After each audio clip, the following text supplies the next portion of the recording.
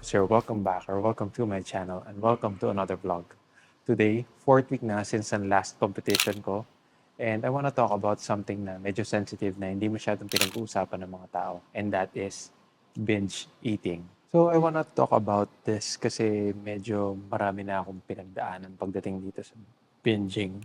Backstory, since yung last competition ko, siguro I've had 3 overeating episodes at least as in yung tipong na-stuff ko yung face ko. I don't know if familiar kayo sa binge eating, but it's like parang mindlessly eating or mindlessly stuffing your face with food and after nun parang magigilty or whatever na hindi mo na talaga siya truly may enjoy yung food.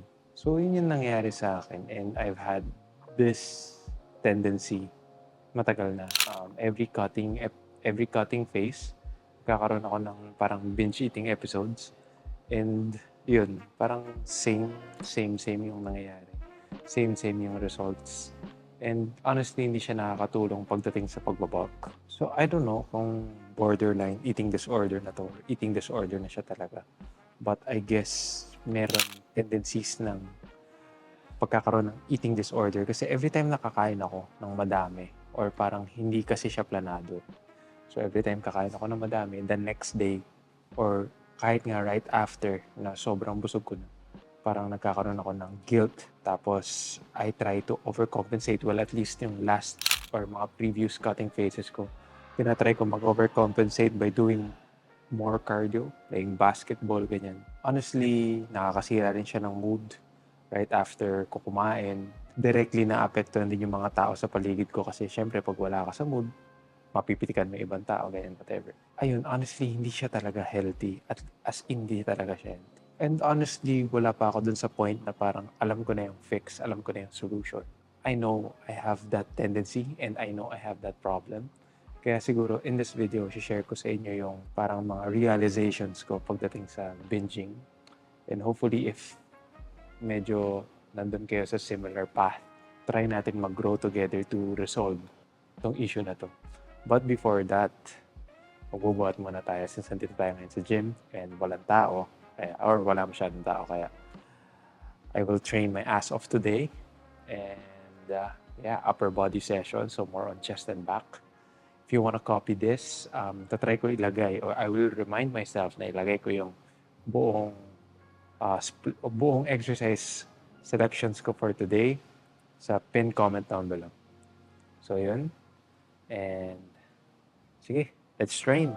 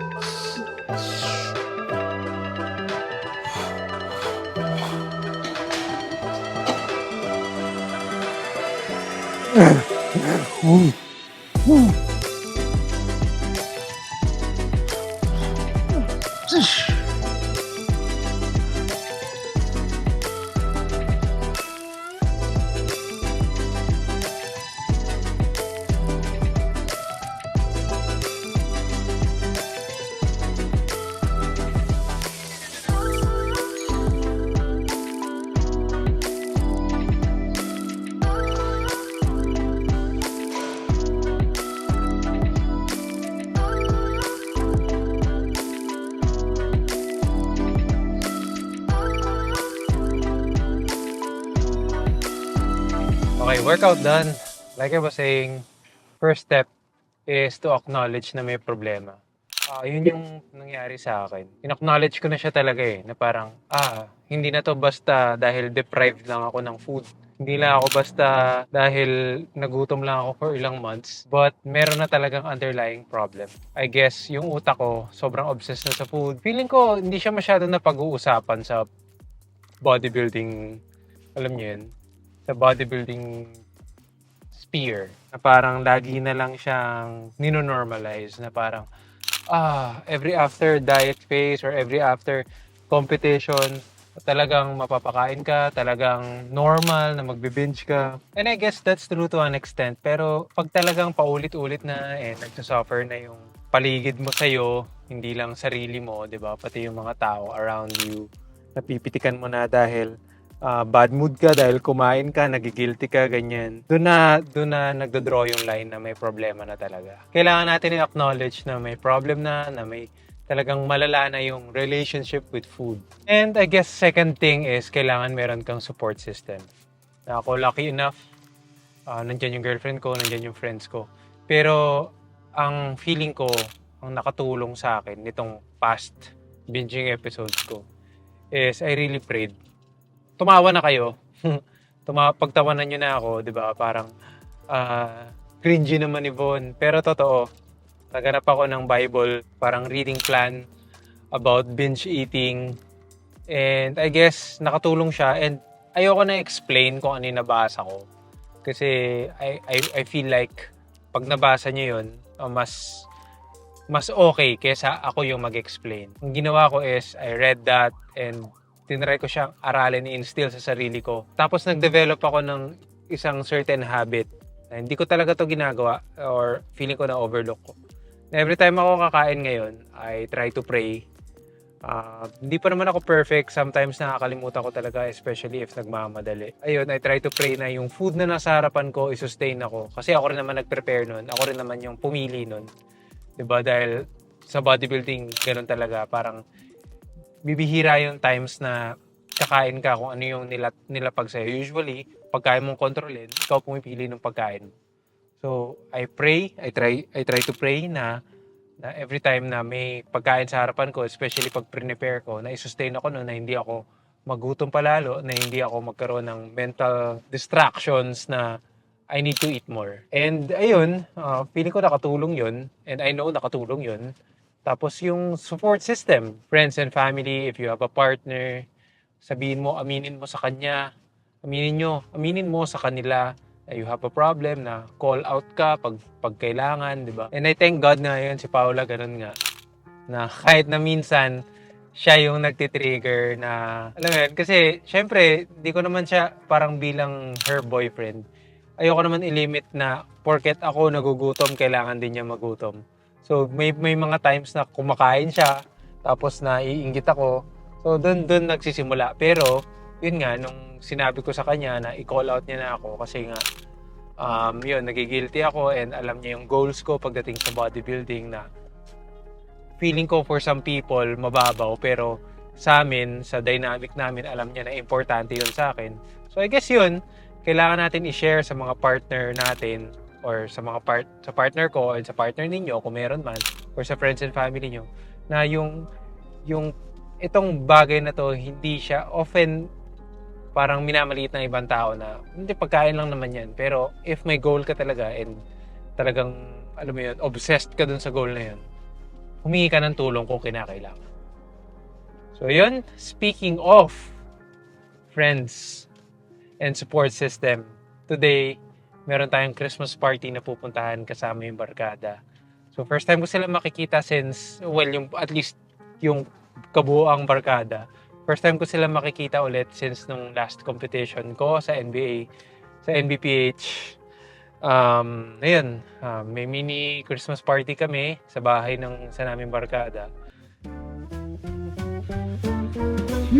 Let's go! Wow, ako may resibo kasi may gift receipt. Thank you! Gcash. Sarap yan, parang everything bagel. Ay, puta! Balik ka! Balik ka! Dong.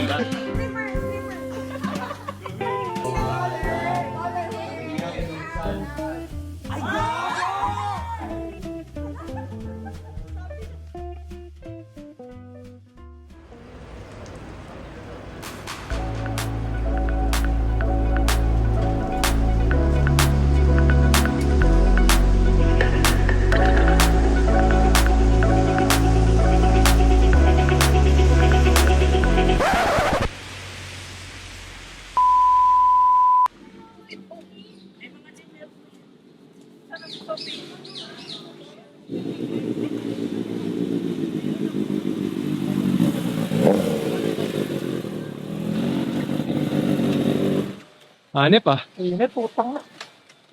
Napakainit. Ayos yan, brother.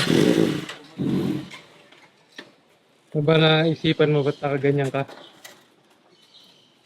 Naisipan mo ba't nakaganyan ka? Buwis-buhay ka dyan ah. Hindi naman pre, masaya lang. Hindi man ako napapakamatay. Tayo ka dito, sir. Manggaginanda Topic ko pa naman, bench eating. Nako, Tapos yun yung sample pre. For example. Shisha boy. Pasko na kasi, pagka ganun Pasko. Ano na? Pasko na kasi. Kaya, Pagka Pasko, okay lang give yan. yourself a break. Have a break, have a Kit Kat. Naabutan mo ba yan? Sarap po. Samantalang ako, pagkain ko, gulay.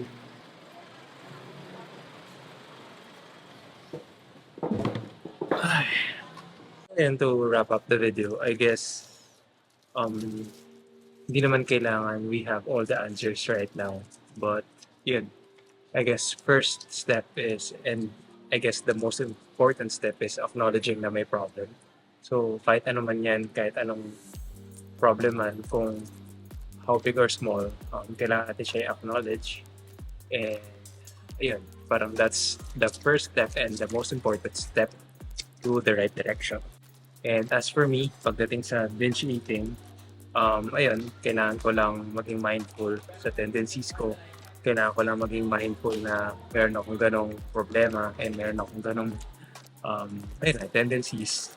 And yeah, trabaho lang, work, and matuto how to address it properly. So if you're going through the same thing, yan, acknowledgement and siguro accountability ng sarili mo, and kung kailangan mo humingi ng help sa paligid mo or kahit kanino man, do so kasi yun, hindi naman sign of weakness humingi ng tulong. So yun lang, I'm gonna end the video right here. Kung napapanood nyo ito, tapos na yung Christmas. Merry Christmas sa inyo lahat. And yun lang. Again, this is Von Campos reminding you to follow your passion. Kahit na 0.1% progress lang every day, okay lang kasi it all add up someday. See you on the next one, guys. Ano?